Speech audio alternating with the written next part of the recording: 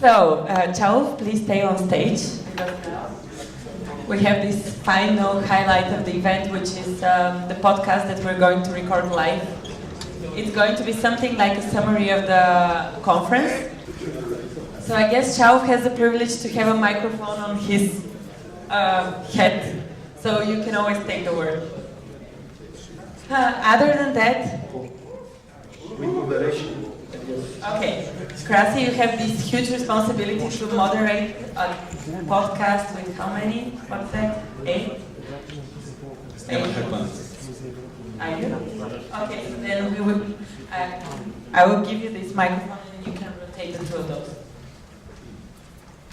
Rado, are you joining this panel? Getting a chair.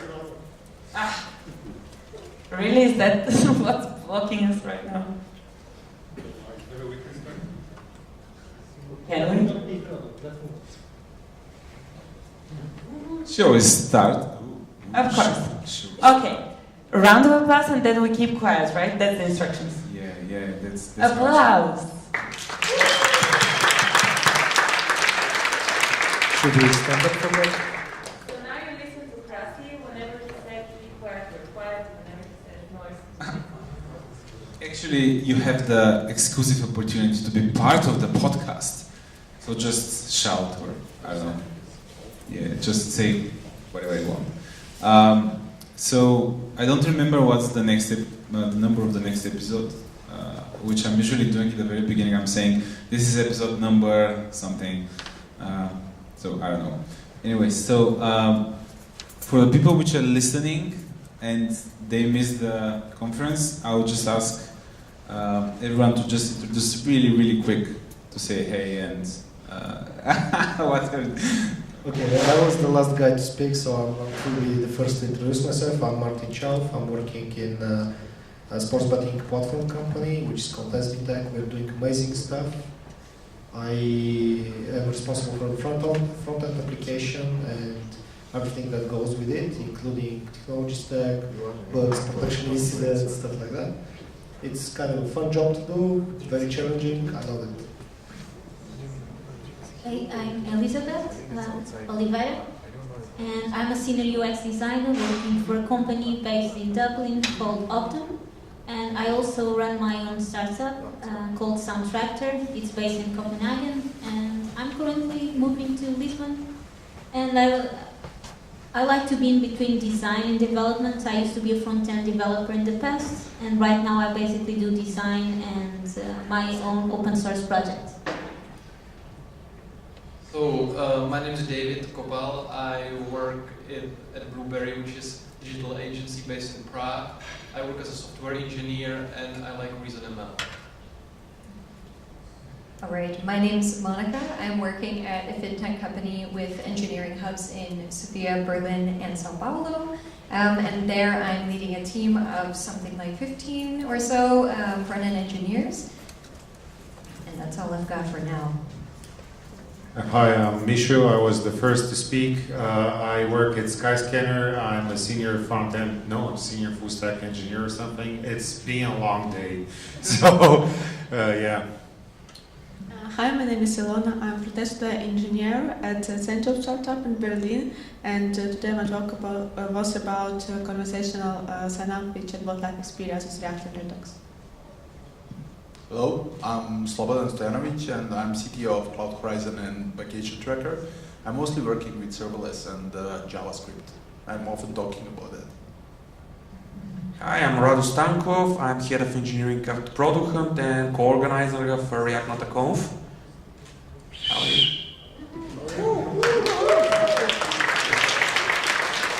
And a very often guest at the podcast. I want to thank all the people in the audience who stayed till the end. You're great. Yeah, actually, rather is something like a co-host of this podcast. So, because this is a React conference, I want to start with the question: how you guys think we should teach React to people? Like, what's the first thing, for example, that we should start with? Is it the syntax? Is it how, I don't know, how you manage state? Yeah, what are your thoughts on this question. Who's the? I think people should start learning declarative programming first and state machines, because React has basically no interface to be learned. It has 5 methods when you're using the class syntax, and it has 2 or 3 functions that you can import, or 2-3 hooks. Like basically, there is no API to be learned. It's so simple. It's amazing. I love this. But when developers, at least from what I see from my experience, is that when developers first are hit with React, they're so deep into their imperative way of thinking that they try to do these complicated class taxonomies that inherit each other, this is just not the way to do React properly. So this is why I think declarative programming style, more functional way, it's going to make it for much easier learning curve for React. So I kind of teach React in my spare time at the university. So what I've noticed is that people tend to learn best when there's a mix of some practice and some kind of general advice about like principles and patterns and how you should think about thinking and how should you think about structuring things. So that's kind of my like incremental learning would be kind of the best for anything almost. For me, and maybe because I'm more a designer, I think on React as to create components. So first thing, at least when I started learning, was how to create a component and other components, and then put like the children components and the main component and pass states, and then the children component receive the props. And I think it's a good way to understand how React works and how can communicate without any library. And after that, you can start thinking about using state libraries or other libraries. Okay, I will talk about from a different angle because I know many people are learning React. They are, for example, starting with like programming. For example, as myself, I don't have a computer science degree, so when I start learning JavaScript, I think many people just go to React, but they don't learn the JavaScript basics, and I think it's a kind of issue because if you don't understand how class works, if you don't understand what's like immutability, why it is good, why it is bad, it's kind of difficult to get into React because you just learn some patterns which you automate, but you actually don't understand like what's under the hood of the JavaScript class. There's like new keyword, how does it work? It's really important for people to understand the basics, and then it's much easier to understand what's going on in React when you are getting more advanced. So you mean that you first have to learn, for example, what's class in JavaScript? Prototype in Okay. JavaScript. Okay. Yeah. For me, it helped me much when I learned like really this core concept and then moved to JavaScript because for me, I don't have like computer science degree and background, and I think many people coming to like programming don't have this background, so I think people don't understand the need to like learn it. But yeah, there are two like people. Someone say learn React, then learn JavaScript basics. But I think it should be the other way around to learn basics. Even they are boring, they are. But for some people, if you want to build user interfaces and you are dealing with prototype, it might be boring for you. I'm just my two cents. Yeah, for me it's really difficult to judge your comment because I actually started. This was JavaScript for me back in the days. There was no any framework at all. Even I actually started running ECMAScript from another totally different platform, which was the Flash environment. I do see a value in knowing, for example, what's prototype and how JavaScript works beneath. Do you have any? Okay, in my opinion, React is a tool that solves our problem, not really a thing that we a priori need to teach people to do, or JavaScript or anything else, serverless. So first, I think people need to understand the problem that they're solving, and then after that, pretty sure that learning React will not be the biggest bottleneck because there are a lot of material, tutorials, and things like that. So I don't think that's the biggest bottleneck that we have, like teaching people React. So we have to basically teach them first, for example, the really basic stuff, like JavaScript, for example.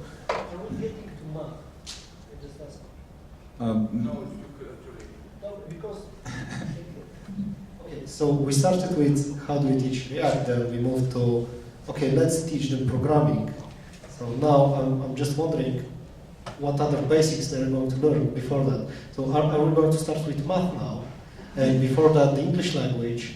I mean, at a certain point, we need to identify where we're going to start doing damage, right? So how much knowledge you actually need to be able to make money? Let's start from this point of view, okay? Do I need to know what is prime number and how it's computed and how cryptocurrency works? No, right? If I can make money with it, no.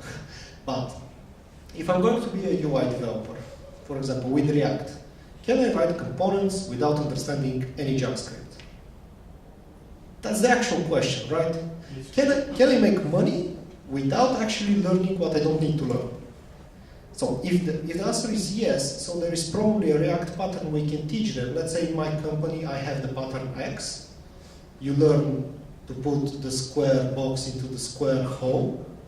You do this from 5 till 9, and you're getting paid, and that's enough for starting, right? So I think in learning there is a time that your mind needs to rest.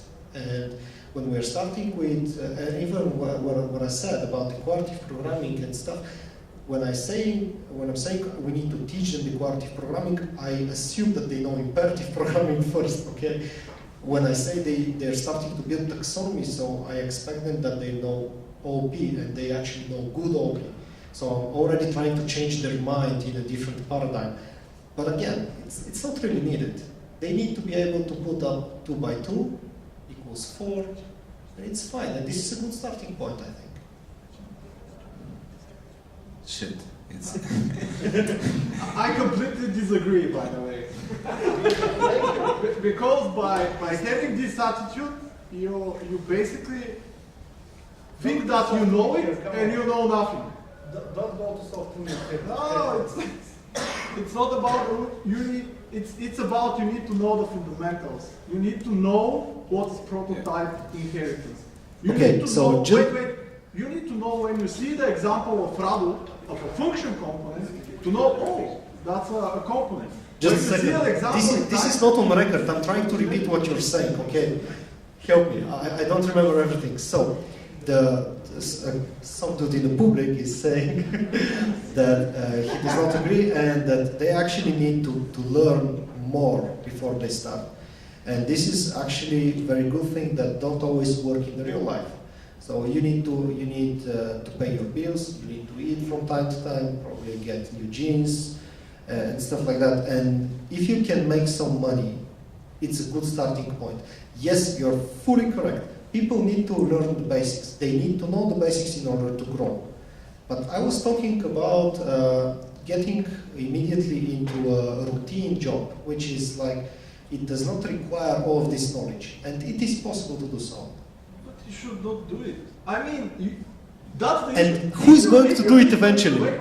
If you need money, don't become a developer. Go work in Titan and, or bartender or whatever. If you want to be a developer, then first invest in being a developer and then become a developer. Thankfully, this is not why. So I could just easily cut this out after. So let's move forward. Or think if is it React actually bridging the gap between the developers and the designers? And can you come with example where actually this happened? I'll give you example with my company. We actually developed a design system, which I think most people end up with when they use React. But now our designer is not just experimenting with the UI. He has like a bunch of components, and he's just dropping components here and there. He's not really allowed to just come up with something new, and it's really nice. It looks really shiny and stuff. So yeah, do you have design systems? Is this helping to the communication between your developers and designers? Yeah, so at my company we have a design system which we've developed in collaboration with our designers. And one of the really cool things I've noticed about this is that it becomes really the source of truth also for the design team. So they know that they have sketch files, but maybe we haven't implemented all the features of those components in their mind. Maybe we have implemented part that's what we needed today. So they can refer to things like our storybook and actually see what's already there and be able to provide designs that really accurately reflect what people are going to experience in the web. So when I found out that our designers also look inside the storybook and even make pull requests to update colors, you know, these kind of things, it really felt like we're finally speaking the same language because we're working on something that the user is really going to experience. I remember back when React was first introduced, a lot of people got that backlash of, oh, we're putting the HTML back in JavaScript, that's so PHP of you. And like, you know, there was this kind of, a little bit of a backlash to that. And then suddenly people started realizing that it's not separation of technologies, it should be separation of concerns, and encapsulation of components is a nice thing. And actually I think that kind of helps bridge the gap, because the encapsulation of that component, the atomic design principles, I think most of us know what that is, kind of help bridge that gap. And yeah, and we also have a in-house design system, and it's been like a blessing for any new kind of feature that you want to build. You can just prototype it, it looks amazing out of the box, and it's very easy to also upgrade when you have a nice feature, and the designer can just say, oh, we need to change that about the entire site, and it's done. It's, you know, like a snap.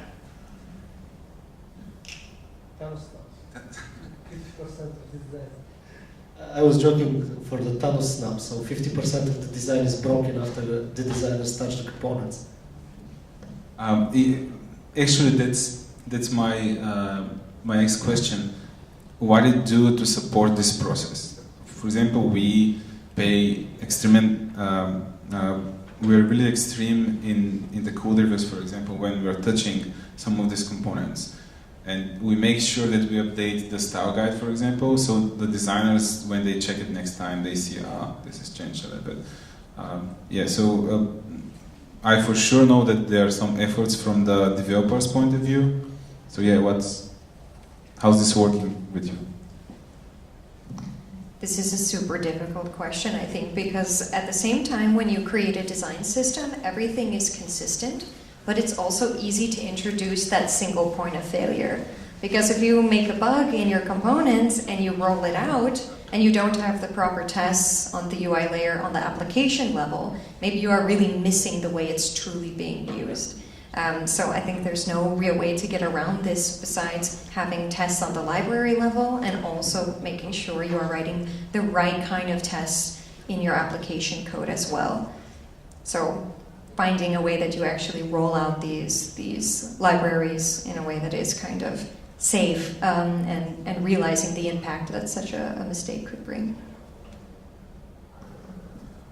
Well, it's also about like the responsibility of adoption. So there's the team that rolls out the component library and they test their stuff and they're trying to be as vigorous as they can about it.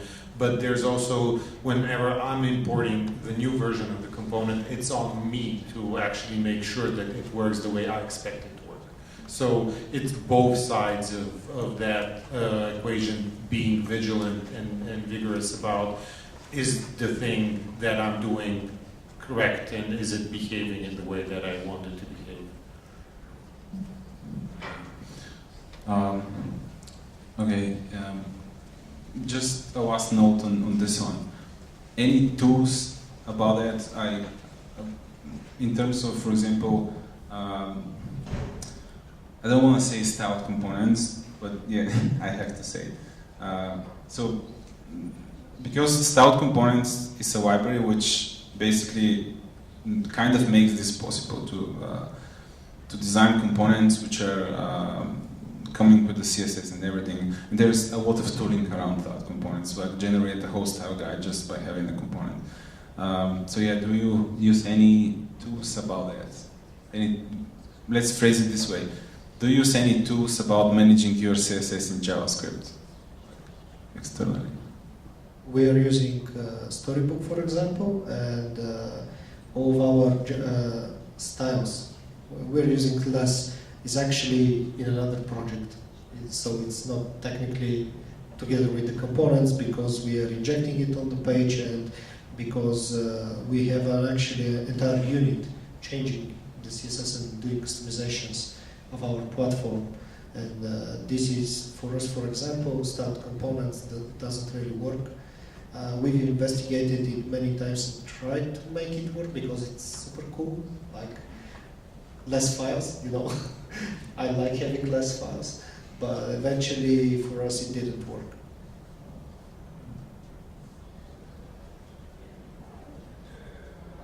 What we use something called style guides because it actually worked better than Playbook in order to integrate with our Webpack because Playbook couldn't basically integrate with what we had. And the nice thing about it is you just write a markdown file with some JavaScript and you actually have it automatically pulls all the documentation for you. And we use a lot of CSS modules where we are basically composing smaller utility classes, and we have basic core styling components. We call them style components before the style components library existed and took the name.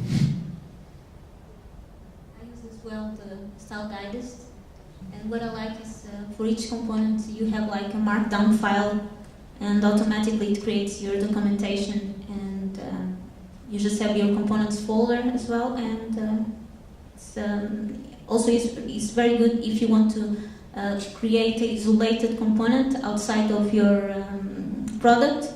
So that's a good solution.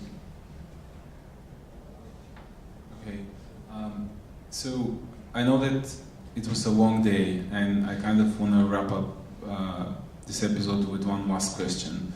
And something which I'm trying to do with the podcast is to make it not so technical, because I know that there are a lot of podcasts on this topic, there are a lot of articles and stuff where you could actually go and read about this stuff. What I'm trying to do is to ask my guests about maybe their experiences within our industry. And because we are at a conference, my last question will be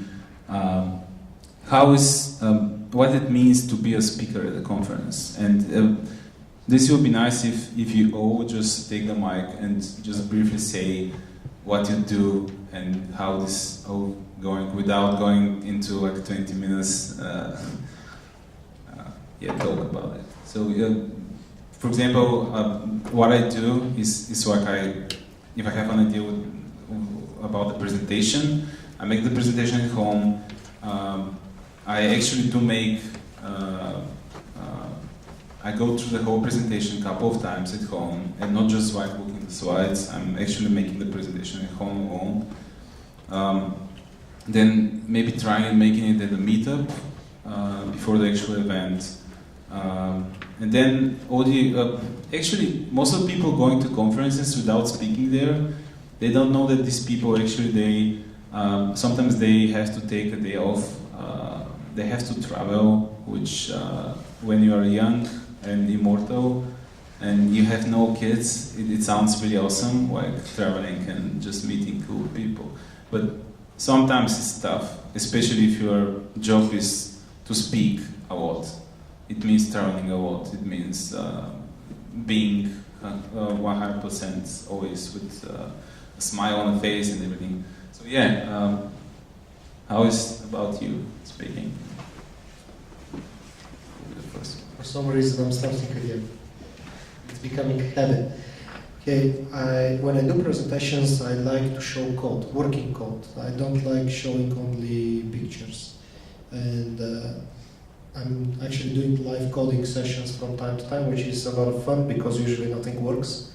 but that's my fault usually, not the language or something else. But I can give you an example for this talk. I'm doing this one for the very first time, and it's not fully polished yet.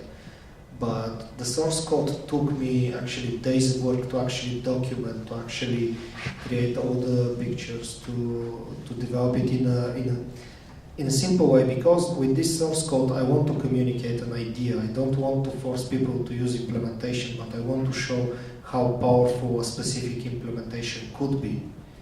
And it was really tough to make it with an example which is going to be close to everybody. I think a carousel is it's better than a to-do list, right?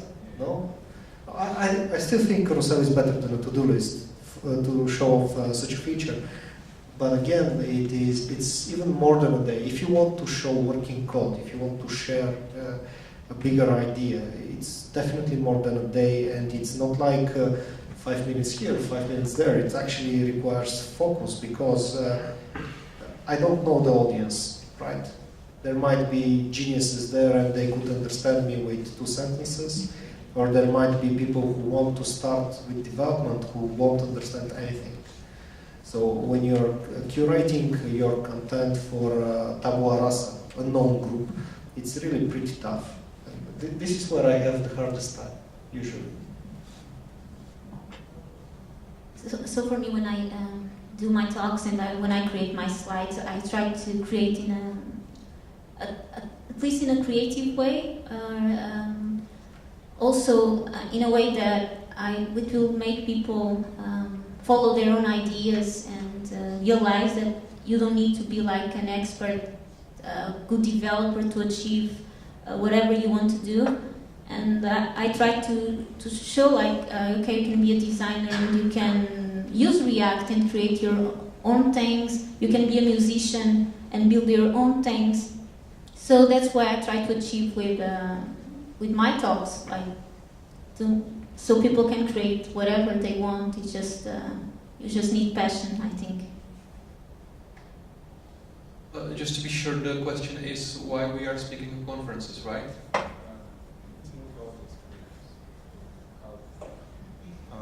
So it was more about how you are actually doing it.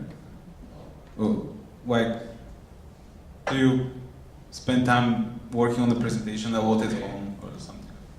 Okay, I'm kind of perfectionist, so I spend a lot of time preparing my talk. I'm rehearsing a lot, because that's one kind of book which really helped me to prepare for my talks is from the now owner of TED Talks. I can't remember his name, but it was a really great book, and he's basically saying that all of these TED speakers, they are basically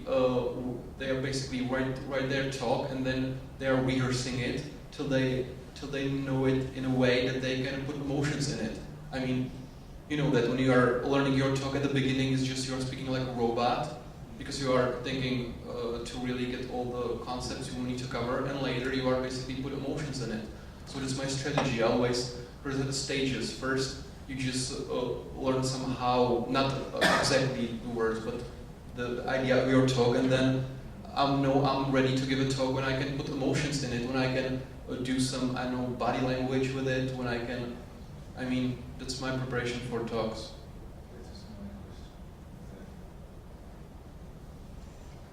Okay, so my preparation is very, very long, I would say. So this talk I gave today, I started writing it in December. And I probably practiced it more than 40 times, either giving it at a meetup or having done it in front of or using my boyfriend as a slave to listen to my talk and give me feedback. So the more times that you give it, I think the more confident that I become, and also the better that it gets, because when I first give it, there's nothing funny about it.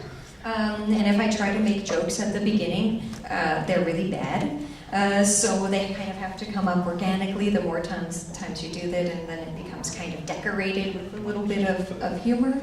And I also have to take off vacation days from work, because it requires more than just doing it on a couple of weekends. So it is, like a side gig, I guess, just to get it out. Well, for me, it's impossible to do a talk if I don't have, like, I need to start with some, like, an angle, like, what am I trying to say? There needs to be kind of a thread, a story, or an idea that I want to kind of follow through and have that kind of thing that I'm returning to, like, beat by beat. And the preparation and the delivery part is, it requires a lot of energy. It's pretty nice. When I graduated computer science and theater, and people ask, well, why are you doing that? And this is kind of why. And I enjoy that kind of experience I had from student theater. And but the best thing for me about speaking at conferences is that I get to meet all these great people that have great perspectives. I always feel like my talk is the weakest one, that all the people put so much effort in preparation and they're so passionate, and the audience is great, and the energy, and when people come after the talk and start discussing things with you, and you build like instant friendships and instant connections, and it's just an amazing experience to be able to do this. So thank you a lot, guys.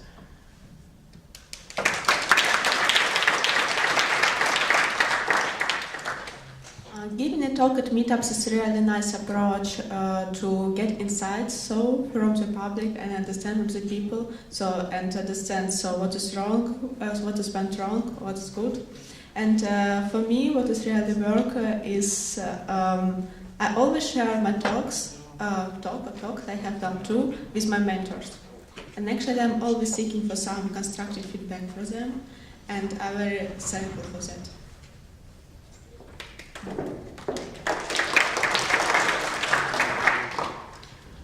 So for my presentations, I borrowed the concept from a great book called Training from the Back of the Room.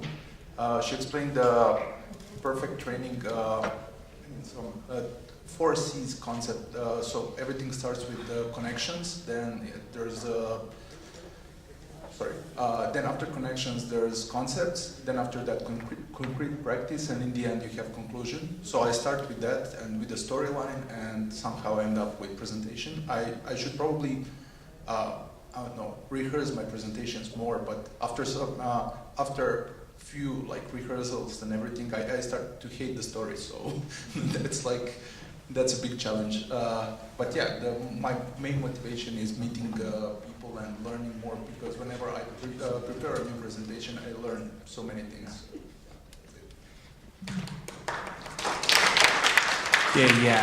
So actually I gave my first talk here, and I do it very mechanical. Like I spend a lot of time learning the mechanics of how to do a presentation, so I can actually build the slides quite quickly.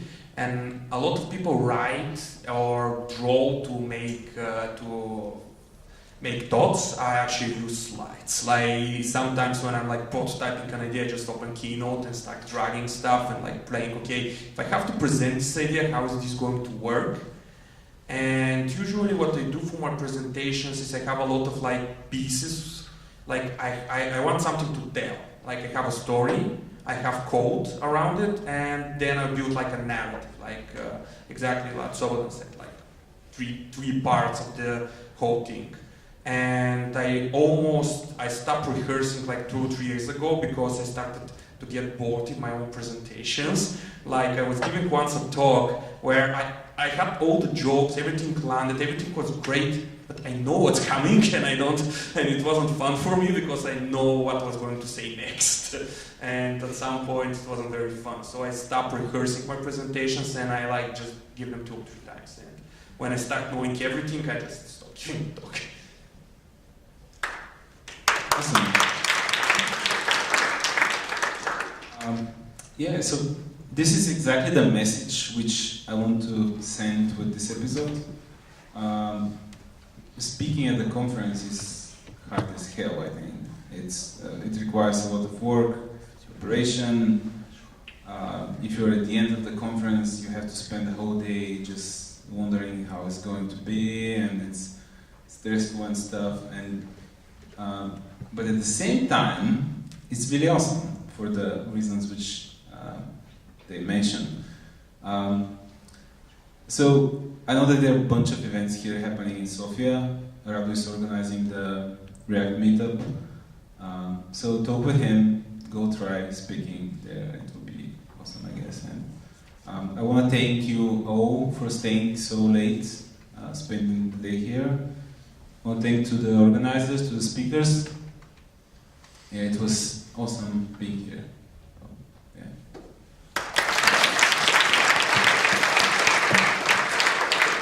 So guys, can you stay on the stage for a while so we can take a photo?